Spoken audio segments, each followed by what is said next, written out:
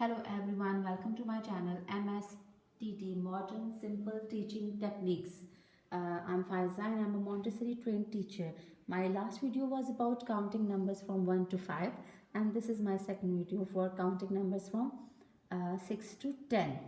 And I think the new viewers who have no idea about writing these numbers, I can recall the previous shapes and lines like circle, vertical, horizontal, semicircle, slanting lines, double slanting.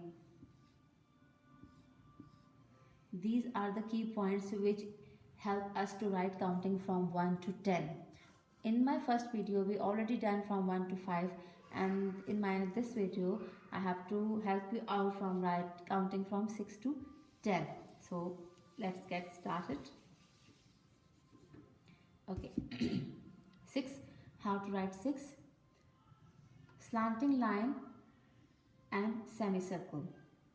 By joining these points together, we can get 6.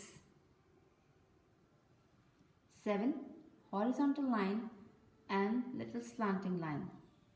Join this point together, we can get proper shape of 7. And then 8, small circle up, small circle down. Join these two circles together, we can get proper 8. And then 9, semicircle and then straight vertical line.